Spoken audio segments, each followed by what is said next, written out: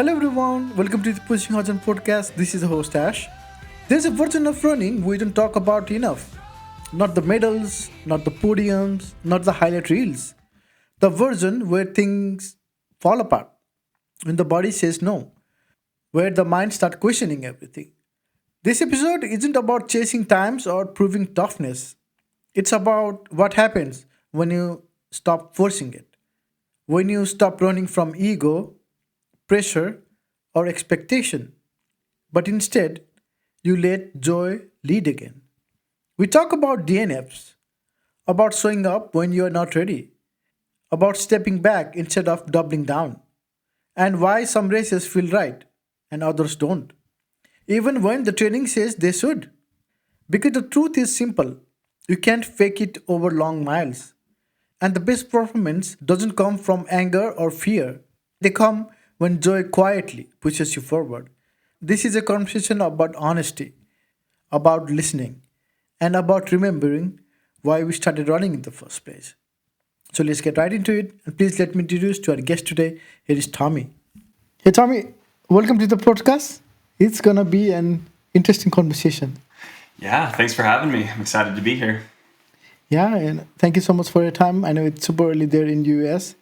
Before we get into your running journey, which is super interesting, can you please give a quick introduction? How would you introduce yourself outside of running world? Outside of the running world, hi, my name's Tommy Sullivan. I am a soon-to-be father and happily married to my wife, MK. I am a psychologist by day. And I mean, it's really hard to not introduce myself without the running aspect, right? It's like that's more to me and to what I care about. So yeah, I like running and I like running pretty far. So yeah, try to keep up, Yes, definitely. I think the first thing would be, when did running become something deeper to you rather than just a hobby? Sure. That's a great question. I think it really take hold maybe after my first longer race. I think I was, from the time I started running the second time. I grew up doing cross country in high school and stuff like that, and then I was a field athlete during college. I was a pole vaulter, so I didn't really do anything long, 200 meters. For a number of years. And then I met my wife, MK. And I think because it's hard because realistically there is when it became kind of deep, right? The running of running, finding running as an adult fantastic, where you're kind of able to do what you wanted to do. Whereas, growing up in cross country and track, it's like, there's kids and you're kind of part of a team, which is very cool. But finding it as an adult, the motivation's totally different, where part of it is social when you're young and you want to do it because your friends are doing it. And when you're an adult, you don't have kind of that social and so I think because of MK, when we started dating, she was on the university now, and I just tried to keep up with her. And then the way I found easiest to keep up with her was taking her to trails, because she was really efficient at running flat. She's really fast, but she wasn't really used to trail running. And I felt that slowed her down just enough. But so I think it was, and I fell in love with it more deeply when I discovered it as an adult. But then I think it became a little more serious and a little more intentional to kind of run a bit further during races. And you learn a lot about yourself when you go kind of further. And I think for me, that created this whole new, it opened a door to running that I think has kind of taken hold as I look back over the last few years. A lot more of my focus or the things I'm interested in kind of tend to be, a lot of that is due to just the way I train for those races. That's really fulfilling. You get to do a lot of, exploring in the mountains and doing long runs and things like that. It's less focused on, specific workouts, which I find to just a little more fulfilling for the soul. Yeah, running is so awesome, and you don't have to be base oriented or just looking at the watch, like how fast my speeds are. And that is a interesting story because you said you did trail because you wanted your now wife not to get faster. That is Yeah. interesting. How fast Yeah. is she also doing ultra now or just Yeah. regular? Yes. So it's kind of cool. I think, and that's why I think answering that first question might have been a little difficult because so she was American on the track in college, so she was quite fast. And like steeple flat was her zone. And I remember distinctly like I used to show up and run with her on the days after workouts on purpose, so she was a little tired, and I could kind of keep up. And then I made the mistake of getting a little confident, thinking I could run with her on her long run, and she did like 16 miles, and usually she did last 4 to 6 miles. She called it rolling, so she would kind of increase pace and toward the end of that, I got smoked, and she was back at the car just with this grin on her face, and I was like, okay, I got to change this up. This friendly thing that we had, and yeah. So by running trails, it took her a little out of the comfort zone, and I'm like, okay, this is my chance. Like, I'll take her somewhere that's technical or she's not used to, and I think because of that, after she graduated, our paths merged there, which I thought was really cool. Like we discovered trail more or less. I grew up trails too. So I think, yeah, me being a little less experienced and slower than her, when we combined exploring in the mountains with just her talent, it became this passion of both of ours. Yeah. That is an amazing story. I'm glad now both of you have the same interests because it's more fun when you both guys have the same interests. And looking Yeah. back, can you remember your first long distance race and how was it for you? So right now we are in the sub-hub domain. So this is my wife MK's, all of her things, right? And her podcast, the Sub-Hub, is about sub-ultra. So I guess let's categorize for sure. I think when I started running further, the first trail race I did was a 30K. At that time, that was me for sure. I mean, it is long, right? Sometimes I think we forget. I'll say things to people like, oh, just the half marathon. And then, you're like, oh, wait, far. But the first time I ran more than a marathon was this local race called Sierra Crest 50K. And I ran it because a friend of ours, Helen, me running it. And so we signed up and we're like at the start line. And sometimes on the West Coast over the past, 10 plus years, we've had pretty bad smoke and air quality just from wildfires. And the AQI that day was over 200. It was super smoky. I was like, are they going to cancel this race? And they didn't. And Helen is like one of the most headstrong and tough people. So I was kind of waiting for her to not run so I could not run. And then she's like, we're doing it. So anyway, we ran the race. It was hard. It was really far. I went out fast. But it was beautiful. And then I think I was just so happy that I was able to run that far. You get to that marathon mark on your watch. That first time you're like, I got like 6 miles to 10K. And so I think that was pretty special. Just like the realization that we're very capable of these difficult things, intentional. So it kind of like broke through and you're like, okay, this is something that the humans can do, that I can do. And I think that sort of going at it from that mentality in the beginning of like, all right, let's just see how it goes. Yeah, it was very explorative. And yeah, I think that pretty much since that point we've been running and training specifically. So it takes fast, the bug gets caught quickly by us ultra runners. So I'm no different. Yes.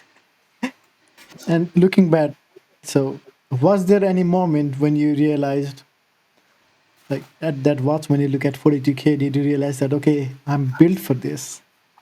Oh, not that day. No way.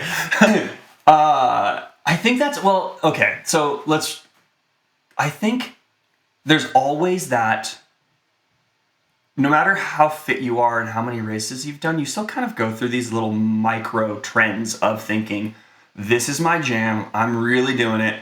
And then there's some times where either you get injured or it becomes really hard that even during the race, you kind of question yourself, even if you've had success in the past.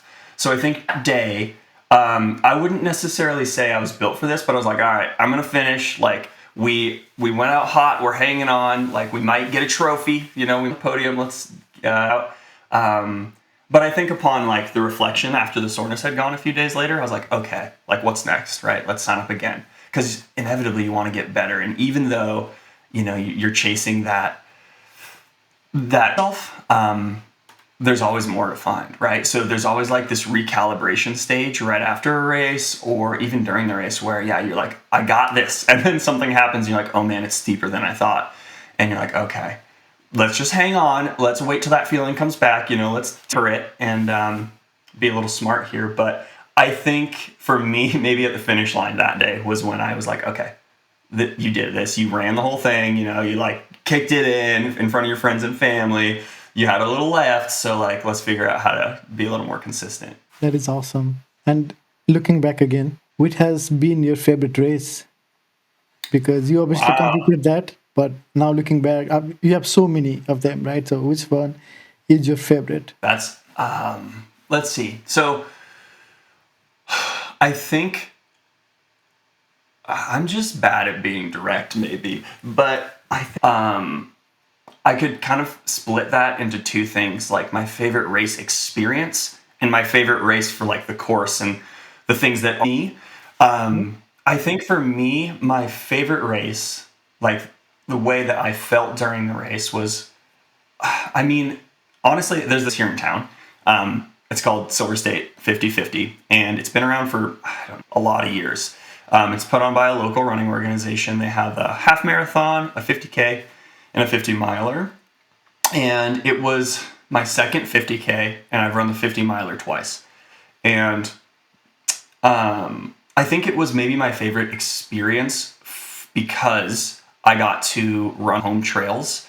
And it's been throughout the years, it's been like a race that a lot of people who were running Western States run. Because it's about a month, maybe 5-6 weeks before Western. It's about 6 weeks usually before Western States. So, if you look at like people who've run it, like Tim Old 50K, I don't know if he had the course record at some point, but it was the year that he broke 15. I think he was the first person under 15 hours at Western States, and he that year. And there's just a lot of people throughout the years who've run it, did it a lot before Western States. So there's a lot of history in this, the Silver State Striders. It puts on the Forest Hill 8 at Western States, spearheaded by all the awesome people in the organization, and the race director is a John Trent. And the reason that I just give like the context is I think it plays a lot into the experience on the day, because the course in my mind is world class. It's a 50-mile race where you do this long climb to the summit of Peavine Mountain, which is essentially the mountain in town that's just out of the rain shadow. So it's mostly deserted, right? And on the backside, there's these aspen groves and pine trees that are usually, you don't get to see that stuff because it's so remote and you have far to get there. And so you do this really beautiful loop on this mountain that you run all the time, but you rarely get to see that side of it. And then you do another 20-mile loop, kind of pine trees lower down. And so there's these 3 little loops, if you will, kind of, that's how I kind of mark it out in my mind. But I convinced a bunch of my friends to crew.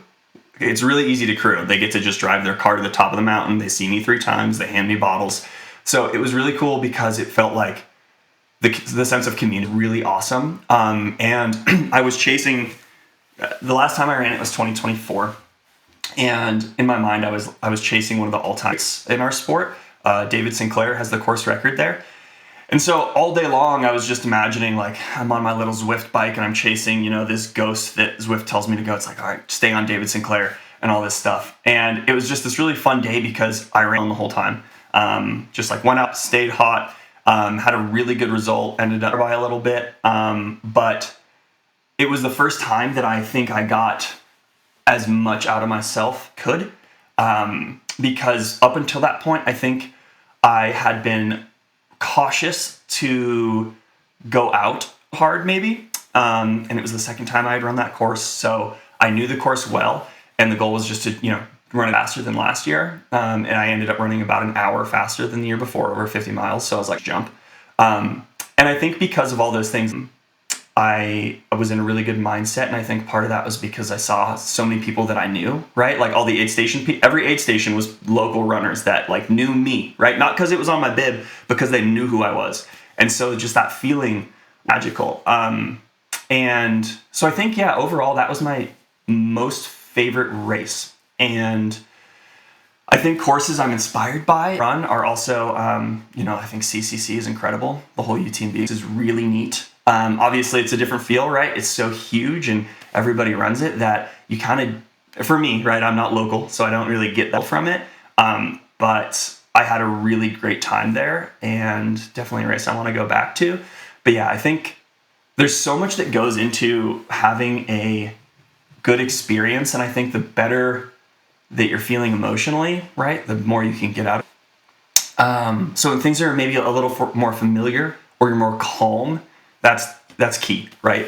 So I think there's this absolute connection between just the mindset, the emotional state, and how you can use that and how your performance feeds that too, right? When you mentioned earlier the saying like, I'm built for this, that confidence and that affirmation often for me comes from just a place of like, if I'm happy and I'm feeling and supported, and I'm grateful for things distinct, outside in running, if I'm like having just a great time with friends recently, or things are going well in my relationships, it's like, okay, running is even more special. And I think for me, it's almost like the more I focus on the things outside of running, the better running gets, when there's just this balance and you feel kind of centered in all of that. So again, super long-winded way for me. I apologize. But yeah, for me, I think that is so important. And on that day, all those things just they were grooving. So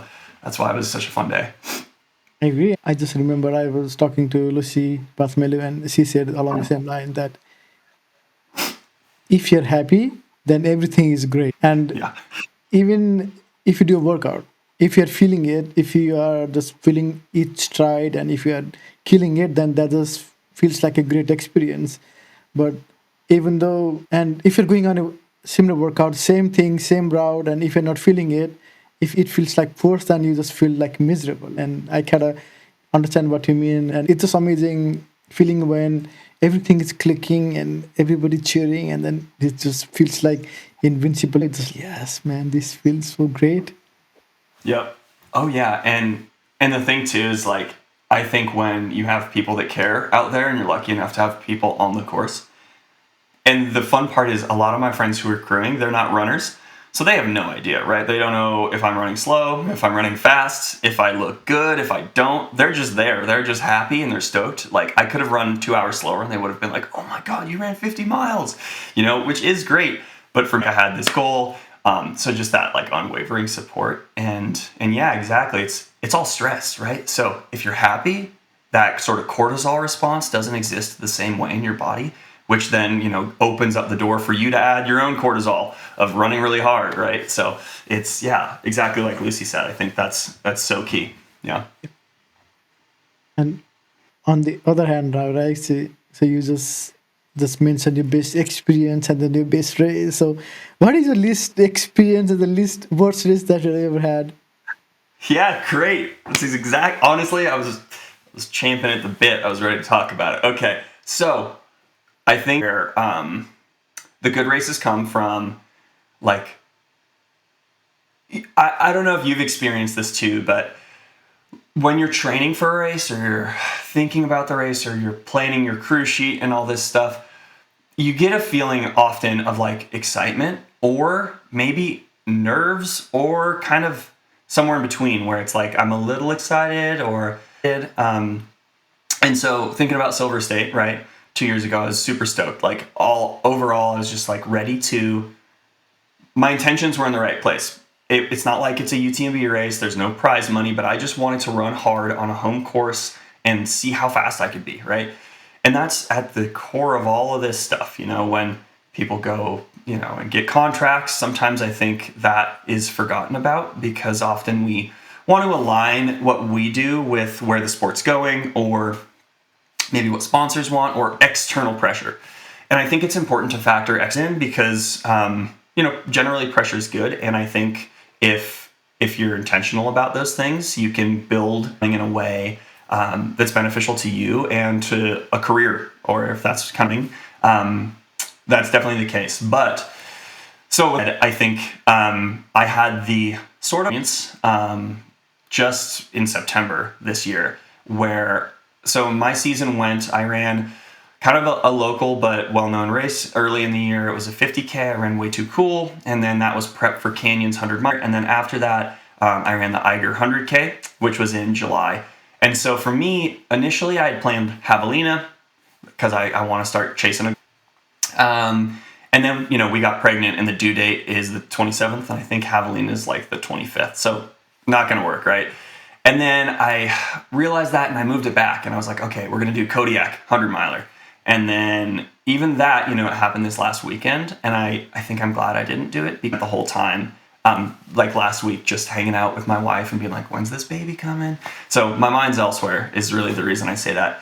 So what I did was I moved it even further away from the due date, and after Eiger, I decided in Steamboat. And I think the real reason that I decided to sign up for that race was, I think it was given the context of like, I still want to race and there's a baby coming, it made sense to move it. And so I was like, all right, it makes sense.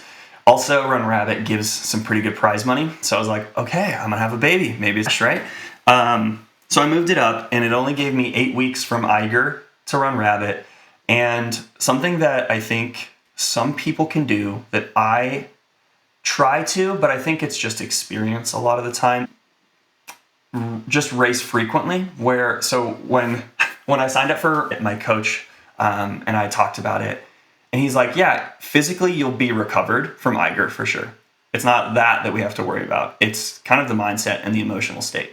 Because to really care and get good results, I find that for me, it's a bit of an emotional thing, right? I have to really care about have to be psyched on it. And sometimes I think after a race, there's a big rebound period. The longer the race, maybe the bigger the rebound, where it's a while to reframe, excited about it. And then of course you have to factor in the context of life. So I signed up for Run Rabbit.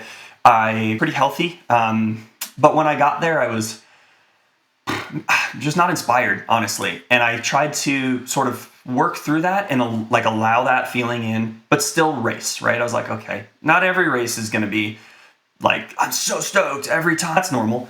I ended up having some difficulty. It's Colorado, and because, UTMB, they have their required gear, and most of us have taken all the required gear and never any of it, right? It's like, when am I going to need a rain jacket? It's sunny. So Colorado, though, I looked at the forecast. It would be fine. And I was doing some pack switching to just make it easy on crew. And in that, we didn't plan to have a rain jacket at a certain point. And of course, I leave the aid station, and it's Colorado in the summer. So it's just torrential downpouring. And I don't know if you've talked to anyone else from Run Rabbit, but generally speaking, that race has a really high date, and I wonder what it was this year, just because so many people got really cold. And I didn't have a rain jacket. I got caught at an aid station. Luckily, I just made it. I thought I wasn't going to for a little bit there. I started really full panicking because it was so cold. I didn't have any gear. Aid station. And it sort of felt like the universe was just telling me, like, hey, we know you wanted to run this race, but right now your mind is more elsewhere, and the whole time I'm running, I'm just thinking about MK more. And I get super have to DNF. Luckily, I was able to get carted out of the aid station because usually they don't. But the Mountain Outpost team was leaving, and they had a spot in their van. So yeah, I don't think I could have kept going. So I felt very fortunate there. But I think it's funny. I think if you look on paper, the reason that it ended up in a DNF was just a logistical error. But part of me wonders, upon reflection, like, did that come about because a lack of focus and stoke on it, right? Like, if I was really excited and really focused on Run Rabbit, the people who do well at that race are the people who are the most prepared, right? It almost runs like an FKT, where a lot of it is self-supported, and you see people like Riley Brady won this year, and they came in with rain jacket tied around the waist and pants on and beanie and all this stuff, right? And it's very unique. So the demands of the race are different than most. And I think I also approached it for the race I wanted to have, not the race that it was. Like at Canyons, my first 100-miler, I just did my own thing, right? I tried to run within myself, tried to run hard, but I didn't necessarily race in my mind. It was more of like, let's see how well I can run 100. This time, right, Run Rabbit, I was like, cool, I nailed it. Now I want to try to race people. So I think the people who do well at that race are the people who kind of just focus on themselves. And you have to do that the longer the race gets. But for, sometimes that race skill is a really good thing to build. So that's what I was sort of forcing. I was like, all right, we're going to build race. When really I should have taken a step back and been like, okay, that's not how. So yeah, I think the best and the worst races I've had are because of stoke, pretty much, right? Like the joy to run the race. And I think you can still run races that you're not really excited on. But then I also think the longer it gets, maybe the more excited you have to be. You can't fake it for 100 miles. That's a long way to go. It's overnight. Maybe you can get through it if it's like a 4-hour race, but a 16-hour race or something is like, yeah, it's going to, something, if it's not right, that thing is going to reveal itself at some point, and the universe is going to tell you that maybe you got to rethink some things. So Yes, and definitely, like you said, it's about mindset too. On the races we do, like you said, we are so prepared. We anticipate it. We visualize it crossing the line or whatever. But on some of the other races where we give up, and the mind is such a tricky thing, because if you are determined to do well, then it will just go through hell and keep it with you. But if you just accept the comfort, or accept that, okay, it is okay to do this, it is okay to just do this, then it's like your worst enemy, because it will not move an inch. Even if you try to do everything and try to move about it, it's just not going to move. Absolutely. Yeah. The mindset's like, important. So I think and that's, I've heard a lot of people, you learn maybe more by finishing a race that's going super poorly, about yourself or whatever. But I think for me, I don't know, I hope I learned a lot from this recent experience, that didn't hoped it would, anyway, because I think what I learned was like the intention. It wasn't necessarily that, things went terribly on the day and I just, something happened. It was more that, they did logistically, like realistically, I couldn't keep going, but part of me feels like it was there was a signal, that I just was listening to, but not really letting in. And maybe it would have been better if I just took but sometimes, right, when you have a race that is almost as good as you want, you're trying to chase something, which we all are, right? We're trying to get better. We're trying to get the best version of ourselves. So yeah, and it's hard too when you're running well. You're like, yeah, I can. It's just another 100, right? Like whatever. Like I do this now. So sometimes it's a bit of a confidence check that you need. And I think if you're willing to be honest with yourself and allow that to come in, right? The fact not invincible, and it's no one's fault, right? It just, this is what happened, and it's my responsibility for myself to learn from and analyze it, but not fixate on it and let it pass. But then remember next time when we're thinking about races we want to run or where we are, that maybe the best step forward is a step back. Sometimes we can't always just charge forward too, because I see it, and I'm sure you do too, where people, similarly, if you have a good race, you want to chase that high and you want to keep it going. If you have a bad race, sometimes people are looking for redemption, and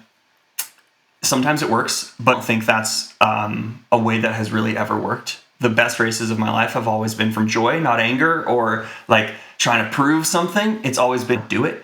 So I think keeping in mind that if you have if you take an L, like DNFing a race or something, for me, it doesn't make a whole lot of sense to sign up for something to prove it to myself. It's like, okay, I've had good races before. Maybe we just pause and we focus on getting the right training in and a good block, and you're happy. You're not, trying to prove to yourself, because when you stress, right, it's the same thing as forcing a workout. It's like that cortisol response goes up, and first never makes sense. And I think that was a big takeaway from DNF Rabbit was, just, it's okay, right? It's totally okay. Bad races. Let that in and soak it in, and it's totally normal. You have totally different experience after the race when you have a DNF, because I ran I was supposed to finish Berlin Marathon, and I Yeah. was sick in the leading up to it. So I was not Mm, feeling great a few days before it, and I didn't know if I was going to run it, but I was right. like, okay, I feel awesome. I'm going to go do it. Try to finish if I can. And when I reached half marathon, every just started moving, and I was like, oh shit, okay, this is not good. So I sat down, and Okay. then I went. I think I did 24, and then I was like, okay, I cannot do this anymore. So I just saw the train station right there. So I was like, okay, choose. I'm gonna go take that Yeah. train. So I Yeah. quit, and then now that feeling is so awful because Mm, I don't love running right now. I don't know this feeling, yeah. but some days are so rough. Some days are great. Monday I did a little bit of speed session, and I was surprised that I could still run speed because I Hmm. did not do since I think February. I've not done any speed. And some days it just feels, oh my God, like I am breathing so heavily. It feels like I have not even run. I am unfit. I am poor. And I was like, oh my God, what am I doing? And how do I get this joy back? Because it sucks and everything sucks. So Yeah. I'm having Yeah. like totally different experience right now. And I had this same experience last time too, but I'm like, what the hell am I doing? Because I couldn't even finish Berlin Marathon because Yeah. if you're running ultras, then you're supposed to finish. It's only 42, right? So you should be able to finish it. But oh God, I felt like a fraud that I don't belong. And like first Mm, few week was awesome, like not awesome, mhm, awful. And mm. that day, like when I DNF and I went to see my girlfriend, and then there was Mhm. everybody, Berlin Marathon medal, they're coming in. I was like, oh, God, this feels awful. Yes. And you live in Berlin, right? Yeah, yeah. Yeah. I think for me too is after I DNF'd Run Rabbit, we got out of town. I think maybe that was part of it. It is hard to see all the people who have those good experiences, and you're like, I want that. I want to thing. And I do think like it's very normal to hate running as well. I think it's something a lot of people, in one breath, we're over here talking about sign, but it's very real to be upset with it, right? Whether it's because you're feeling crappy. I mean, thinking about your race with Berlin, I think that being sick before it's good. I think I would have done the exact same thing where it's like, you know what, let's just see. But yeah, being sick is rough. And sometimes I think when the body tells you things, it's like you kind of have your thing, right? Which is hard because you're like, I have this fitness that I is maybe. What is there something that you signed up for? Like let's think about if you had a bad race and now you want a good one. Is what's next for you on the horizon?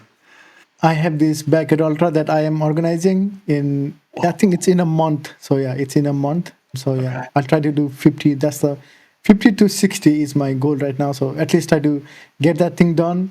But I sign up for next year. I'm like, okay, I cannot, I don't feel like running right now, but I'm going to sign up Yeah. next year and I'm going to do it. And yeah, I will see if they select me again because I DNF. So Yeah. yeah. Yeah. I mean, it sounds like you have time. I think it's okay, right, to take that step. And I think I was kind of it's funny, like, I think sometimes the way we process it is just different. There's a lot of context behind all this stuff, but the last month for me has been like unrunning, where there's no real reason to train for something specifically, and it's good to lower the volume maybe. But I found that really hard. I was like, I ran 50K of this 100 that I was trained for, and so I kind of pressed the last couple weeks where it's like, well, I better go run 2 hours today. Not necessarily as punishment, but more of like, well, what else am I going to do? Like, I still can run. Maybe I should go. And I would run, and I just never felt that good the last month. And sometimes it's like a limbo state where you're not training for something. I think realistically, I'm a little upset too, right? Like,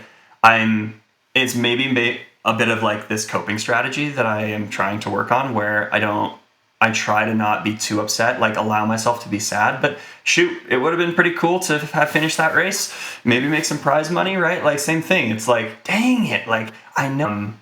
But sometimes, man, yeah, the universe is powerful, and it'll just have its way with you until you know. But so wait, okay, you're organizing the race. And you're running it, or you're not? Yep, Okay, I'm running cool. it too. Yes. Sick. That's cool. I'm looking for. I wanted to take a break right now, actually, because I Yeah. didn't Okay. feel don't feel like it. So I wanted Hmm. to take a break, but I need to do this because I feel burning. I feel like I feel burning. So at least I need to do Okay. this, and then after Yeah. that, I'm gonna Yeah. just maybe take a step back and just not run and just try to Yeah. find that joy again. So when I'm happy, then I think it gets much fun if you're happy if you're while running it, Yeah. rather than just trying to force what I'm doing right now, where I have to go out and pretend to Hmm. be happy and run, and it is so hard. Today I ran 6K and it was like, oh my god, my legs were like cramping and hurting. Everything was Okay. hurting. Okay. And I think too, it's like the pathway that we all get to as like processing this, right? Like each of us goes through it differently, and I think that's knowledge. And realistically, let's say you have me on the podcast next year, and we're talking about it, another DNF or something. I might think about it totally differently, right? So I think it's normal for it to be unique, and feel like you need to use it, but who knows? Maybe this backyard ultra has those community vibes that just make it fun, and it becomes more about like hanging out with the people and sharing an experience. And then you're less focused on, okay, what's my K split need to be? You know, sometimes the marathon's unforgiving. It's so like regimented, and you know exactly the pace, and it's harsh, right? So when you kind of let yourself move away from that, with whether it's trails, running really far, doing a backyard ultra, I think that's super healthy. Like we have a really good friend who's a marathoner. She's done majors. And for so long, me and my wife have been trying to get her to do trails for that reason. Because if you have a marathon PR, it's black and white, right? And it's like you're chasing this marathon PR and you're off by 2 minutes. And it's like, ah, I'm a failure. But it's like, you still ran really well, pretty close to the best you've ever done. And so it's been cool because she's been running trails now, and just for the fun of it, like still, you know, trying hard and working on all the, it's meta same thing. So taking like finding a different reason for running. So it sounds like I hope backyard ultra is a bit of that, where it's like it's community. It doesn't really matter as long as you finish right within the hour or the time limit, and then Yeah. get to do another one. That's kind of the goal. So yeah, that sounds like probably a healthy way to process, go through it, have some fun with people you care about. So that's refreshing. Nice. Love it. Yeah, I'm looking forward to it.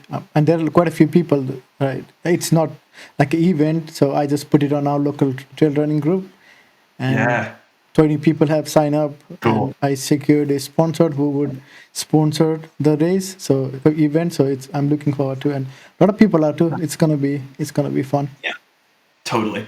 Yeah. And then you get to see other people like, yeah, have a good time for something that you've helped foster, which is that's got to be special, I imagine. Yeah. Yep, yeah. I really wanted to do this, and so maybe next year I can do a little bit bigger and do Yeah. event things. So yeah, that is the plan. Yeah. But yeah, this is gonna be exciting. I'm excited for this. Love it. Yeah. And Stoked for you. going back to you, now we're talking this thing, right? When we are in this phase when like you DNF and you feel like depressed that you didn't finish the race, kind of upset you didn't finish it. There is this desire that you wish you had finished it. How do you get out of this? I think so. I've had two races that I haven't finished this year, and the way that it's funny. So the way we were discussing, right? Like for me, it's like take a step back, don't worry about it. But that's also where I am in my life, right? Because I have a baby coming, so it's like okay, I'll have something to focus on. Kind of like maybe the backyard ultra is something a little to focus on. But last year I DNF'd Broken Arrow. It was the race that I ran right after Silver State. Silver State went super well, so I was like, hell yeah, I'm gonna sign up for Broken Arrow. It's not a lot of time in between, 5 weeks. And for me to recover from running 50 miles that hard, I think I shouldn't have signed up, but I did just because I was stoked. And then quickly I realized that it was not going well. I felt like crap. And then that was frustrating, but I sort of wrote it off like, okay, whatever. I shouldn't have signed up. Similar to Run Rabbit, so maybe this is my pattern. Speed Goat, which was only a month later. The goal last year was CCC, so I ran Speed Goat. Speed Goat didn't go super well either. I honestly was pretty not how it went, but it was right in the middle of a big training block. And then it ended up that I think for where I was last year, CCC went pretty well.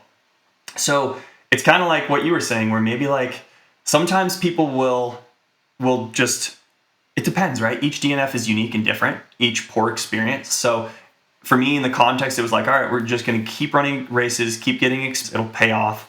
So I think if you're going to choose one routing, trying to find out what the intention is and be clear with yourself too, where it's like, it's okay to not really love it right then.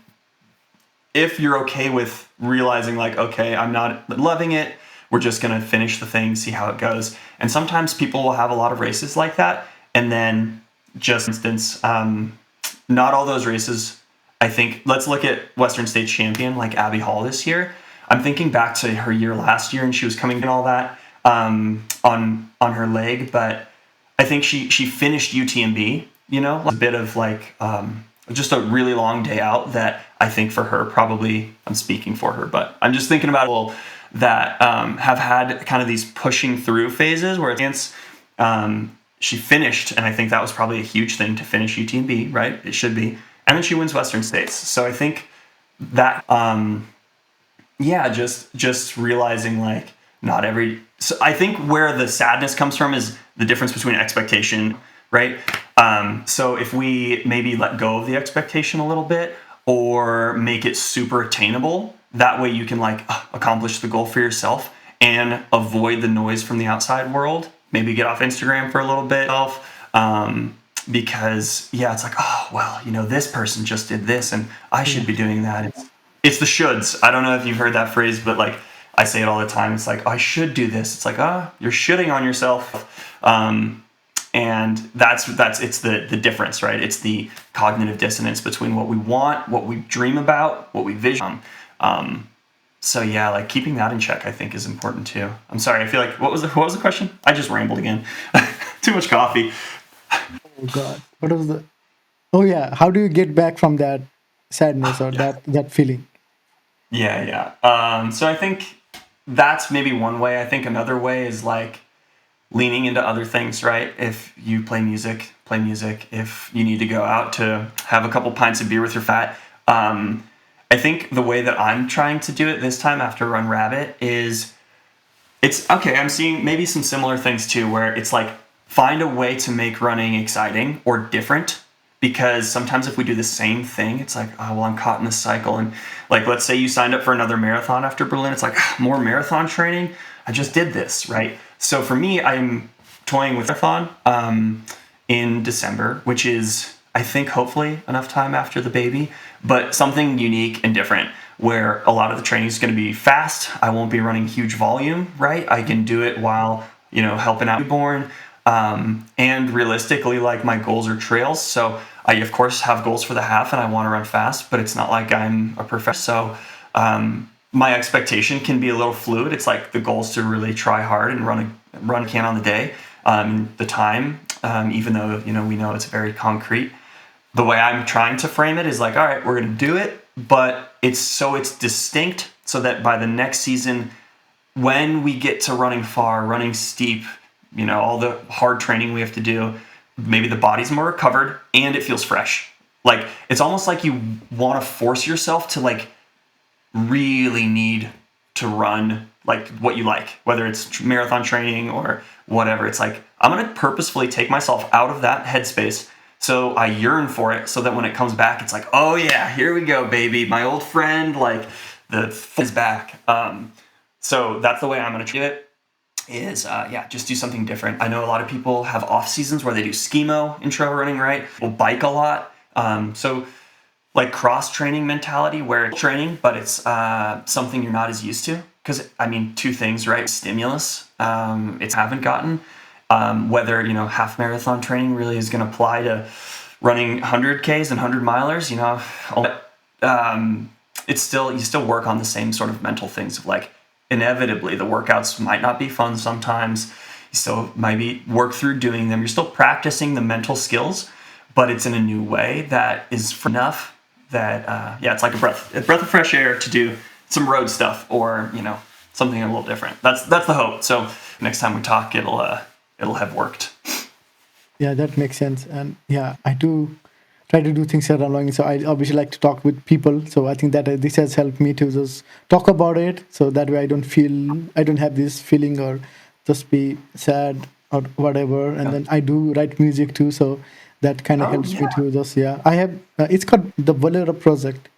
That is the name I go by. And there are few running songs, few DNF songs that I wrote after Berlin Marathon.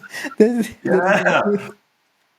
So yeah, I have outlet to express how I feel, and I'm pretty open with how I feel. I just talk about it because Sure. we just have one life. Like, we just gotta try to enjoy it and be as open as you can. And Yeah. going back to you, so we were talking about when we do 100 miler or when we do 42K, sometimes 50 milers. At some point, there is this low phase, there is this high phase during the race day, and then there is this wall. Sometimes we go there and it's, oh shit, it's here. So when that moment arrives for you, how do you tackle those kind of moments? Yeah. So those are going to happen inevitably, and maybe even no matter the distance. When it's longer, I've found that those can be, they go deeper. And what I try to do, what I have tried to do in the past is, allow it to be there, unless you fall and you break your leg or something. It's like, okay, the pain. This is it happens. Acknowledge it, and then really it's more of like a mitigation of any of these negative factors. Where okay, like I feel terrible. Why is that? Have I had enough water? Have I had enough nutrition? Is the pace just a little hot? Is it hot outside? Do I need to stop and yeah, so I think it comes down to just doing that mental check on things. Yeah, to focus on maybe something you've missed, right? Because if training's gone right, and okay, again, it's that gap between maybe how you expect to feel and how you do feel. So taking a step back, and sometimes you just need to slow it down for a little bit, get some water in, and then go from there. So for me, that's been just recalibrating and checking all those boxes usually is what helps to keep the train going. Adding coal to the fire. Yes, reflection is always good. And also, you have done so many distances, and the journey is amazing, right? So, what is one thing that has taught you that you didn't know about yourself? Yeah, I think I've learned that you can be uncomfortable for a really long time. Yeah, it's been this really good for me, like I don't know what the word I'm looking for is, but just running really far has been it's just a reminder that that you can get through difficult things. That sometimes I think it's the reason many people choose to run far is because we're kind of looking for that elected hardship, right? Like here I am sitting in my like air conditioned room with breakfast and coffee and like all these, luxuries really and all these easy things. So I think part of us as humans wants to find like a little bit of that pain, a bit of that difficulty, right? And I think when things become too easy, there becomes this like lack of feeling like you can do something because everything's done for you.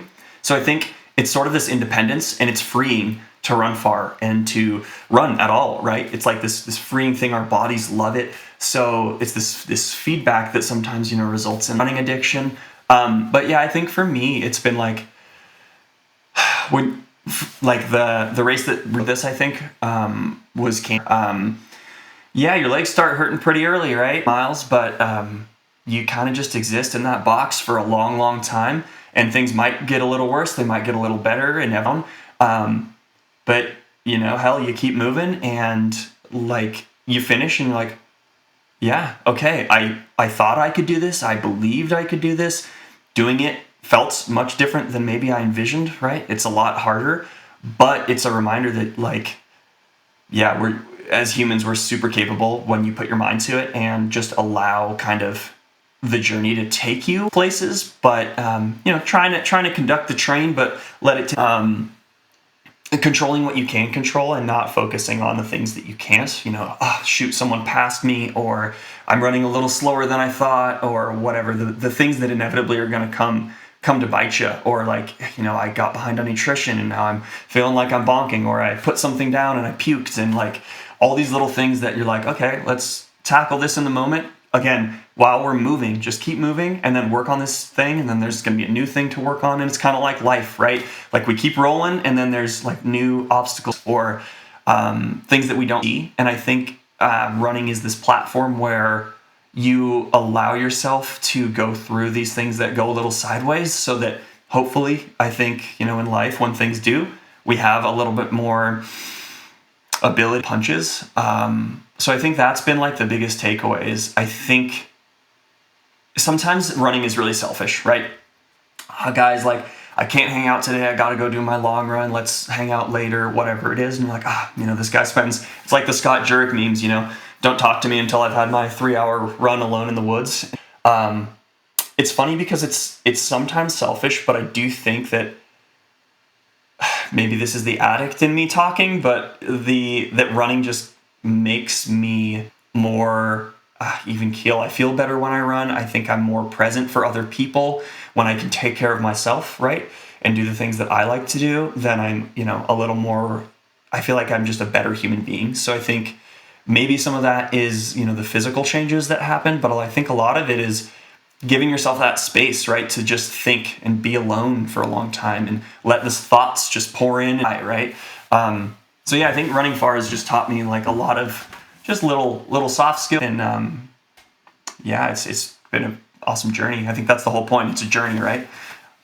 And it's so awesome because we don't know what we can do until we go and toe that line. And like you said, you did that cross country and then track before, and now you are running 100 milers. So the journey has been so awesome if you look at from that point of view. Mm-hmm. And do you think that Tommy would have believed that he would be running 100 miler? I think that Tommy, the one from high school, thought that he was going to be like an Olympic champion in the 5K. But I don't think so. No, to answer the question, definitely. I think that would have been like the silliest thing in the world, And hey, it is kind of silly, but man, is it fun. Like you were talking about earlier on, when you are doing these races and there is so much of community, has there been any runner that has a running encounter that had left a very remarkable moment for you? Yeah, like during a race maybe? Or anywhere. Oh man, I mean so many. Let me think. I think there's just sometimes this really cool thing. So I haven't run Western States, but I have crewed and paced it the last, I think and Western States is also unique to me and feels a lot like what I was saying feels, because the people who are around that race, they know the race, they're local, they care about it, they've seen the history, and I think being around something for many years kind of creates this mindset very unique. And I've had a few experiences while pacing at Western States, like, man, even for me it's hard, and it's only, maybe 20 to 40 miles at the end of the race. It's hot, but I didn't run 100K before that. And so even I'm like feeling kind of bad, and just the care that the people at the aid station give to the runners. It doesn't matter if you're, winning the race. It doesn't mean, the cutoff in the second sunrise. I think that race, I would say almost every single interaction at that race feels like that unity. Again, whether helping, seeing people at the track, finish usually. So I've paced our teammate Ida Nilsson, and taking her into the track. It's exciting. It's right after sunset usually, and there's a lot of people there. And then you go home and you come back, right? You sleep. You get a whole sleep in. You come back the next day, and it's packed. And more people show up for that 30-hour cutoff, right? To see those final finishers get their buckle. And just like, man, it's like hard not to get emotional just thinking about the feeling you get being there, where it's just a celebration of like a human setting out to do something they know is difficult for themselves and doing it. And then doing it with like the support of everyone that has helped them get there, all their pacers, their family, the people who've encouraged them, this culmination of just humans helping human beings to, get the most out of themselves, experience something that is so unique, and we're so lucky to be able to do this stuff. Like, I mean, what a strange world, right? That we have the ability to like go through these highs and lows and like have absolutely terribly dark thoughts and then like these feelings of elation all in one go. So I think if you're talking about like community feel, it's Western States. Like it's remarkable every time you meet people you've never met before, and they're the kindest people because we all kind of get this, whether it's spoken or not, this feeling of community, and like we're all here to rise the tide, and all the ships are going to sail down and like get the it's such a unique feeling. Yeah, I've talked to, I think, Caroline. She's only the few who has done the both version of it on the horseback and on the thing. And then she was talking about three of Western states, and it was like, whoa, okay. I didn't knew any of those things. So that episode will come out soon. And that episode is going to be mind blowing for so many people who don't know anything about the Western state and how it originated.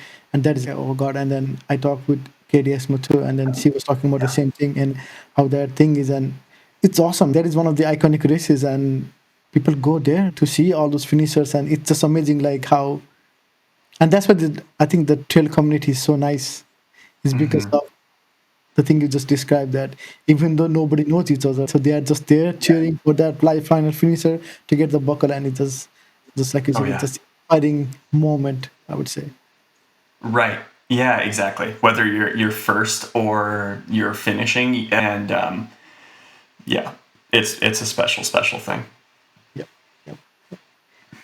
And now, let's say you have this opportunity to go back and talk to your younger self, the first time you were doing that 50 miler. What would be that one piece of advice that you'd give to that Tommy? YOLO. That's rough. I don't know. There's so many things. It's like you're starting to get the sense that I ramble, so I don't know if it would be a short conversation with him, long one. But man, it's like, I think at that time, I think we cognitively know that, okay, let's focus on the process, right? And the outcome isn't going to be what you want if you don't, do the things on the way to that outcome. And I think even at that time, I was kind of focused, like, okay, like it's driven by ego, this outcome thing, right? It's like, okay, I'm fast, I'm the man, whatever. These thoughts that you have that are affirmations, but sometimes they're rooted in like this context of being, and I think you got to get your teeth kicked in a bit to realize that doesn't work a lot of the time. I think confidence is huge and like knowing, but there's this flavor that I think is more important, where it's like, yeah, like you can do it, definitely. But the way you get there is not by like, okay, I got to be like this much further than this person. I got to like make this hard move. It's more of like focusing inward and just like giving yourself some sort of mantra that feels, whether that's just like something I've said, just like little cues that you can kind of focus on and bring yourself back to center yourself. So that first time I ran it versus the second time, the first time I was like, all right, I got to run this fast. I got to do this. And it's like, those aren't really intrinsically tied to me. Those are more tied to outcomes. So the second time I ran, which was a much better experience, the thing that I kept telling myself, the day before the race, my grandma saw a video of me running, and my grandma isn't a runner, love her, but it's very foreign to her. And she said, "Oh, your shoulders look tense. Relax your shoulders." That was her advice. So that was my cue all day long. I just kept saying like, "Grandma said relax your shoulders," and I'd be like, "Oh, actually, she's kind of right. They are a little tense," and I would relax them, and then I just felt a little more fluid. And so I think it's keep it fun. Remember that it's like a total privilege to be, just like have a blast, dude. Like it's a goofy, silly little sport, and it means a lot. It can be goofy and still mean a ton to us. It's okay to care about it a lot, but like, I don't know. It sounds so cliche, but I keep just like feeling like because it doesn't really matter at the end of it if you didn't enjoy the journey. So enjoy the process.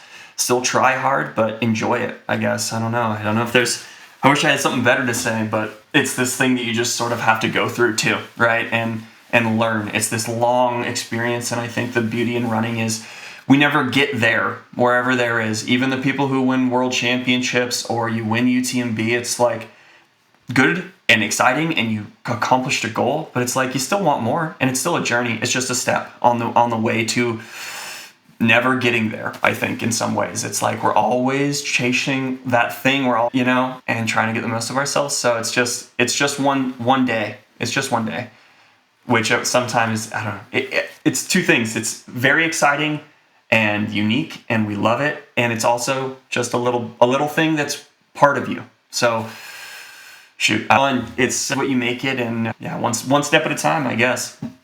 That is a good advice. I think have fun is probably we all need to do it. Just gotta enjoy. So there are three things left. So this is one question I ask everybody. So here it goes. It goes like this: why do you run? Whew, just cutting straight to it. Okay, man, I run because day to day the reasons change, right? Why we go out, I think. And I think for me it's changed over time. In some ways, I think there's a core that has probably stayed the same.